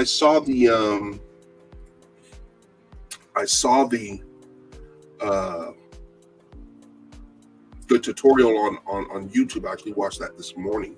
Mm-hmm. And I was like, I'm not going to do that now because I don't want to ruin myself. But yeah, keep it in mind. At first I thought you were using Photoshop, and I'm like, nah, that's Clip. So, yeah. Well, it's funny because a lot of the tips and tricks it started from Photoshop, and I just like implemented it into Clip Studio. So yeah, like a lot of the stuff. So like I have like two ways of coloring. So in one of my videos, I was going over the lasso and the lasso trick tool, where and it's very common with a lot of the colorists, where they would just like they'll create a shape of like things. So like depending on where the light is, they would take a shape, and then they will get like an airbrush tool, and then they will go ahead and like add some shapes there, and then they will go in depth with the shape. Like they will create more shapes in there to kind of define, the planars of the body or the proportions. So that's one method I used for when I was in Photoshop, and then in Clip Studio, like you said, I'm going for more of the manga route, but just a little twist to it. So let's see. So on here you can see that I have everything's in layers. So I got my lines. I have a base layer, so it's kind of like it's more like a mask shape to mask the whole thing together, and then like I have the flats that separate each of the pieces in different colors. I got the hair in one layer because he has a fade, so I didn't yeah, that's what I'm saying, dog. I need that brush. Yeah, I need that brush, man. That is fire, bro. Like I can use that to make the dreads too, man. That'd be cool. You probably did that already, though, huh? I'm probably ain't even saying nothing new. So, I think what I did for the fade, I can actually tell you because I used two of these. I wonder if I should customize because I use a combination of two. So they got a spray brush, and they have a gauze cloud one. So when I do like the hairline, I would let's see if I could do like a demo right here. Like when I do like the hairlines, sometimes I go back and forth between the spray and the gauze brush. So like to kind of get like a nice go back to the thing, kind of get like a nice fade here and there. I'll work on something, but that was my method of doing the hairline. But I'll try to make something that kind of combine the two. Yeah. So with the layers, so I have the flats and bases as two layers. Then I separate my shadows and my highlights from each of them. So I was called gradient bound. So the gradient bound is like a shadow layer where I kind of just have like any like the extra shadows from the ground because where the light is, shadows underneath. So that kind of pushes the character a little bit. It helps with the pushing the character. The bottom, pushes it in the background. Yeah, I saw that. Yeah, so it's not so flat. Then I got my shadows. So with these shadows, it's kind of like the lasso, but instead of like doing the airbrush, I just fill it in. So I just fill in my shadows. Right. Then I have a soft highlights where it's the airbrush, but it's for the highlights. And typically for the shadows, I use more of the light blue or the lavender color for my shadows because it's cool colors. So cool colors tend to push back, the figures. And then the highlights, I use like warmer tones like red, orange, or yellow. So for the highlights, I got soft ones. So the highlights, again, it helps with the characters, pushing them forward to help with that. Because, with the face, there's so many different, shapes and figures and how the face is constructed. So I use that for soft. And then with the lights, I try not to go too crazy with the highlights because like for this style is the manga style, so you don't see a lot of like, especially for the face because the face is so it's so complicated. Like it's like few little shapes here and there. So I tend to go for more of like the highlights, which is why a lot of times, and even so, I always check with Pinterest because Pinterest has amazing set of portraits that where especially for black skin that show you like how the light is reflected on their skin and how the highlights work. So like especially for like dark characters, there's a whole lot of highlight, and I try to do that with this face and never because because dark skin. So I need to go and check out your boards so that I can hopefully grab some tools Yeah. for that too, man. Yep. I should probably put that on my bio. Maybe wants to access to it because I got tons of boards from portraits to like high tech photos. I got something about I got pictures of like what do you call it? Like manga books and comic pages. I also got a board for ladies. Like I have a whole everything. Believe it, I got the same thing, man. Oh, yeah, so I'd like to share the money out.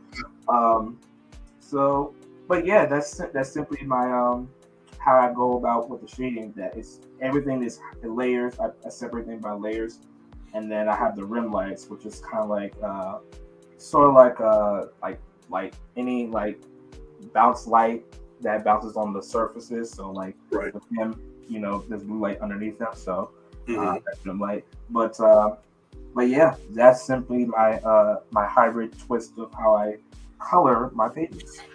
Nice. Oh, wrong brush. There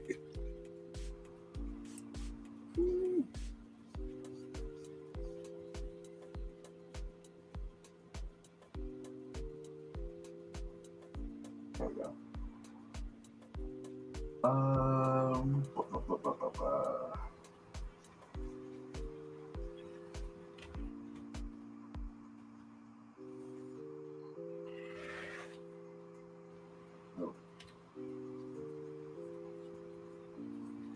Oh, and I also forgot to mention, let me see the front here, because I'm getting ready to use one of my custom brushes I already have.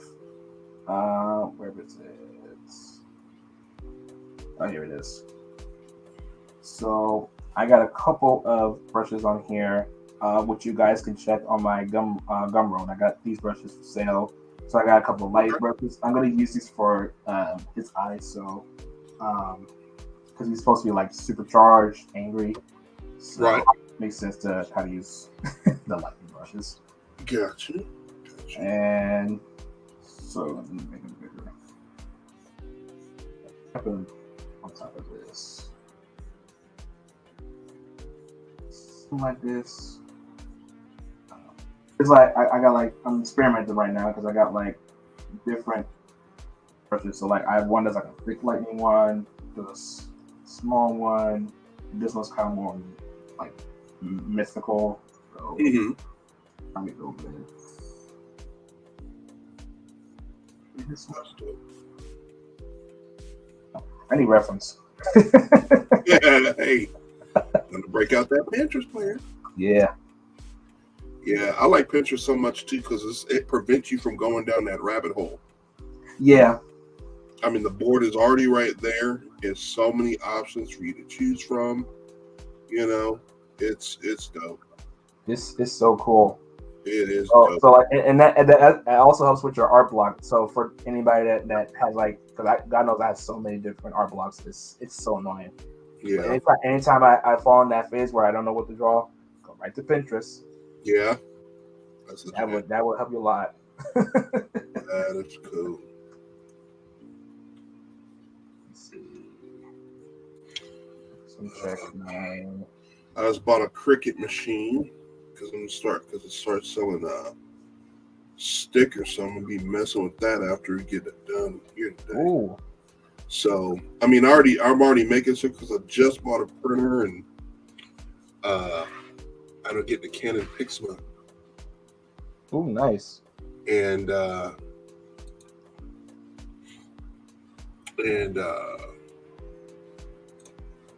so I'm trying to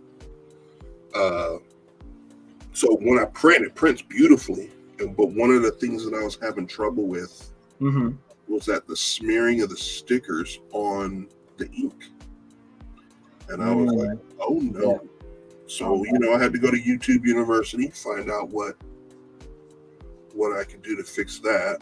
And I actually found a fix for that. And I had some matte stickers, which, you can only sell for a certain amount. Then I bought some vinyl paper, which now will allow me to sell at a higher price point because the vinyl sticks around, waterproof, it's good, better quality. So now they got this Cricut. Nice. Me and my wife gonna be playing with that thing for a minute, trying to get my wife into doing some stuff too. So, Oh, great. hopefully she'll, because she likes making signs and stuff like that. So that's what I'm saying. Mm-hmm. Get it in. I seen a lot of those at my local store. Those Cricut machines. Yeah. Yeah, I thought about getting one party this year. Yeah. It's so convenient too. Yeah. Yeah. You can save money from going to a printer and Oh yeah. and all that. So, and I tried some of the printers. Unfortunately, I wasn't too thrilled with a lot of them. Yeah. I was just like, I could do better if I had the resources, but you go with what you have. Yeah. I call myself trying to like do it yourself. Mm-hmm. Just like print it and cut it yourself. That's what I did for my first Comic-Con. And man, I was up all night trying to cut them stickers. Oh yeah. This is torture. Yeah. It's a lot of work. Yeah. But I will say, man, and I'm sure you know, man, when you sell your stuff and people appreciate it, you're like, yeah. It was all worth it. It's worth it. I'm putting that on my wish list. That's looking dope, bro. Yep. So that's cool. Yeah, I'm gonna have to pick up them brushes, dog. close enough, but yeah, close enough. So and I got my Toshinori now.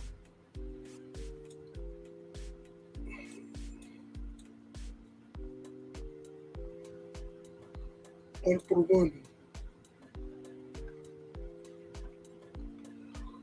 So what kind of animes are you? Or do you watch MHA at all? yes, I do. Yeah. Oh man, Such a great anime, dude. I love Macadamia. It's amazing. My hot take: I think it's one of the best superhero stories ever told, man. Mm-hmm. I've never, ever in my life, being a comic book lover, have been so engrossed in a comic book story than I have here. It is so three-dimensional. It is. Mm-hmm. Yeah. It's just there's so much. All the characters play a part. All of them mean something. The character growth is just phenomenal, dude. Yeah. It's just fire, dude. It's so good, and especially this season, it's a lot more emotional than I thought of because when man, oh my God, old boy's origin. Yes. Dude. Oh my God. I don't know what Kirigiri is doing. He's just like, you know what? I think I want to go for feels this time around. Let's just really just stab our watchers. Forget this lighthearted mess. Yeah. Forget what you know about the previous seasons. This is how we're gonna portray him. Yeah. We getting to see Vigilante Deku, seeing that origin story, how that works. Yeah. I'm excited. I am too, man. Knowing what Deku's going to become, it's. I am so stinking excited. I love it. I got my sister hooked behind it too, so she's following every episode as well. Yeah. So it's like, man, this is. It's so funny because my wife is watching it with me too, and she comes up to me later. She's like, she's sitting there telling me about, hey, did you know that so-and-so, and I'm just glaring at her. And she's like, what? I'm like, I think I now understand what it feels like when I'm talking to my friends about my nerd stuff. It's like, I don't know what to do. I was like, this is exactly what they feel. Oh my God.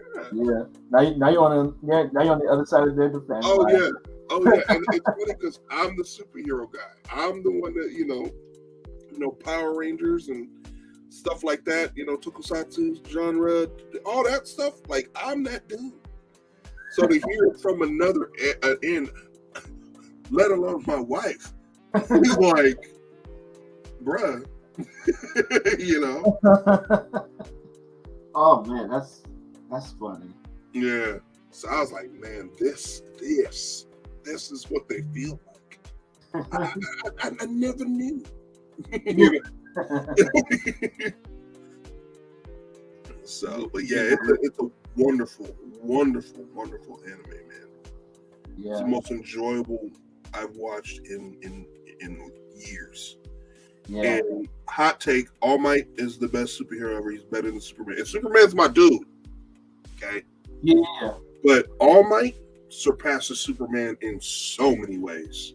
Man. Let's not talk about powers. We know Superman can beat down All Might. We're not talking about that. I'm talking about character growth. I mean, because anybody's like, oh, All Might can beat Superman, be like, you're an idiot. You don't know what you're talking about. But as far as the type of hero that All Might is, the reasons why he does what he does, that is a stinking hero, dude. I'm like, I'm watching the anime and All Might comes on the screen and I'm grinning. You know what I'm saying? I'm like, how's a dude gonna come on your dang screen, a fictional character, and I'm grinning like an idiot? Not even real. Not real. You gonna inspire hope in the real world and happiness. Okay. Yeah. He's that well developed, that well, thought out. Yeah. Great animal. I think that's something even the comic industry so really admire, because I think I seen one time how, I think it was last year, they were comparing the sales to the comic books versus the manga, and everybody, the sales for the manga outmatched the comics easily. Definitely. Because it's just like, and I was telling a friend of mine as well, like when it comes to when I'm doing like my characters and so forth, I want to go towards like that manga storytelling, because manga has found a way to, it's like central storytelling, but it's like every character has their shine. They have their, they got motivations. They got some character to them. Like they have something that keeps them going. That makes people love them because it's so real. They all have a purpose. They got a purpose. They got goals. Like a normal human being. Yeah. So, versus like with the comic books, it's just like, oh, we just got, characters. We're just gonna do stuff. Yeah. There's no rhyme or reason for them. Yeah. It's like this person was completely unnecessary. Why are they here? Right.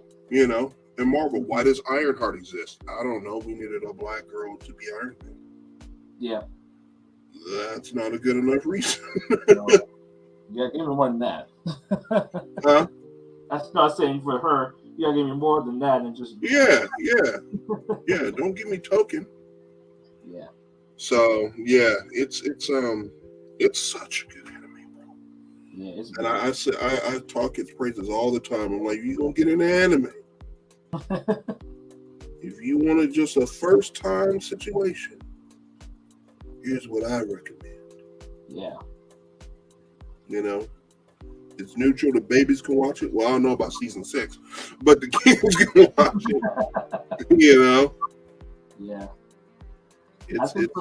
It's when I first started my academia, it was good to begin with, and then when we got into, was it season 3 or 4, the one where they go on campus and then they had to beat the League of Villains.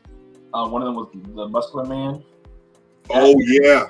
That's when the show really hyped up, and I was like, oh, they're stuck in this forest and they got nowhere to go, and the villain got cornered, and man, that to me, when we got to that arc, I was like, oh my god, this is so good. And it got better after that, and it was like, oh wow. Yeah. It was so cool. And then of course the new season right now, it just tops that.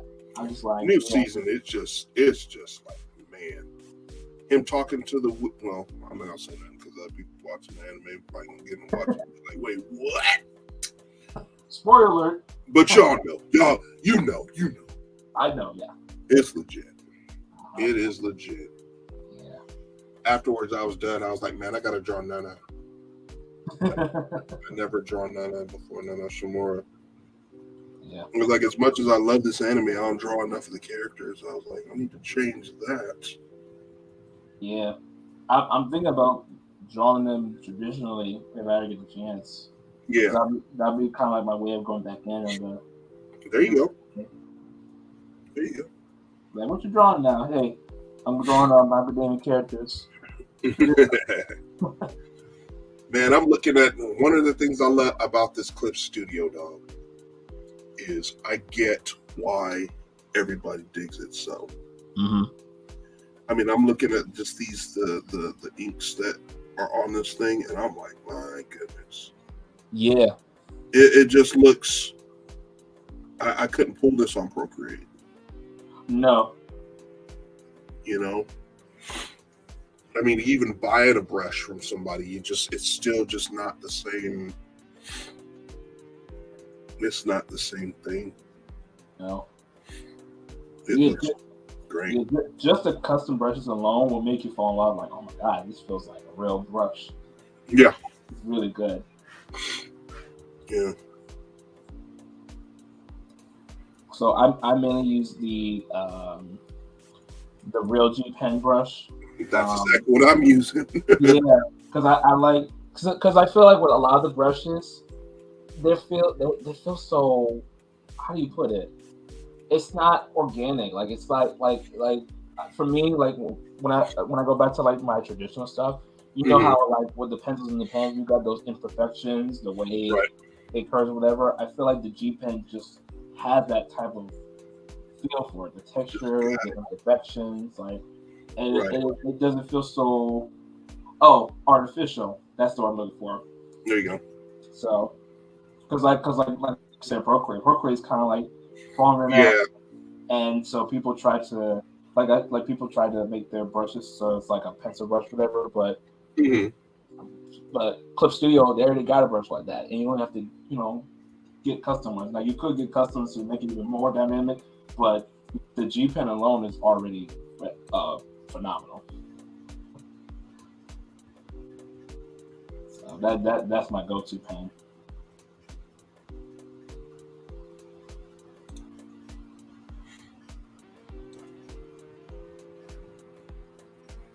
Yes, sir. All right.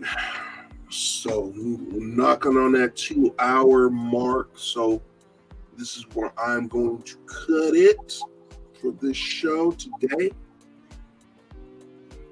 Okay, is it Tarik or is it Tarik? Tarik, okay. Tarik, man, it was a pleasure. I appreciate you coming through, hanging out with a brother. Yeah. A lot of fun. I've been trying to, this is the one way I'm trying to connect with some artists and really, build up my resources and connections, so and chopping it up, building. So it's always been real. It's always cool to be able to do that and talk art and all the things you like and all that stuff. So I appreciate you being willing to take the time and come on. A lot of folks are like, "Oh, I'm so busy, I got things going on," which is understandable. I get it. Yeah. But I'm glad you're able to come through, dog. It's been fun, man. So I enjoyed everything about it. So good. I'm glad to hear it. But like, man, he ain't no fun interviewer, man. He was staying quiet. One of the things I see to have two artists be on, and sometimes they'll both get into their zone. Yeah. It's cool, but it's like, man, is anybody gonna talk? Like, yeah. You do. Both of y'all on for a reason. Yeah. But no, it's cool, man. It was a lot of fun. One more time before we shut out, man, go ahead and say your stuff, and then I'll go ahead and say mine. All right. So, if you guys want to find my work, I'm all over on social media. I'm on Facebook, Instagram, and Twitter with the hashtag, or not with the hashtag, with the username Art of TDJ. I also got a YouTube as well, covering some of these videos, which I'm going back eventually, doing more tutorials and tricks. And that's also, I think it's youtube.com/ at RFTDJ. They got the new username hashtags, which is very useful. And also, I have a Kickstarter running for the book I'm running right now, which is Atlas Edge Rebellion #1. You can get that copy right now. That's on Kickstarter. And we got, some more projects along the way. So be sure to be on the lookout for all things TDJ. So, yeah. All right, man. Yeah, I need to get you in for your next projects too. I'm thinking of I'm in the works of creating a digital indie artist magazine. The name I have the name. I have it all kind of prepared, but I'm gonna have interviews and stuff like that, and talk about giving. You remember in Wizard magazine how they have the artist corner, how they give you tips to draw? Yeah. I'm gonna have some of that, so have some artists show how they do their processes. But like in a month, like focus on a few artists, how they do certain things, and then start highlighting Kickstarters too. So, so if there's people who have a project that they want that they're pre-launching or whatever, put it in the magazine, and folks can have that. So it'd be digital or a physical copy of the magazine, just something like that. So definitely need to keep you in mind for that. If that's something you'd be down for. But I thought it'd be kind of cool to do for the indie community too, man, to kind of get another way to get our stuff out there. You know what I'm saying? There you go. Yeah. So anyways, thank you guys for showing up here. If you guys have showed up later, if you guys are here on Facebook, on YouTube or Twitch, please follow, subscribe, hit the notifications button if you're on YouTube, so that you'll get contacted for when I go live or when I have any tutorials or for my regular videos. Same thing with Tarik here. Make sure when you subscribe, hit that notification bell so that you know that he's got new stuff. Okay. I also have a Kickstarter going on as well for Pantheon #1. So please go ahead if you can. Support it if you can. If you can't, got the funds right now, at least share it with some friends that you think might be interested in it. We appreciate that.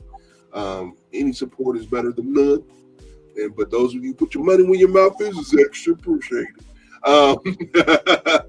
And if you like what you saw today as well, I also have a Patreon, patreon.com/IDWalkerArt. If you want to join the art club there once a month, you get stickers of the month that are created by me.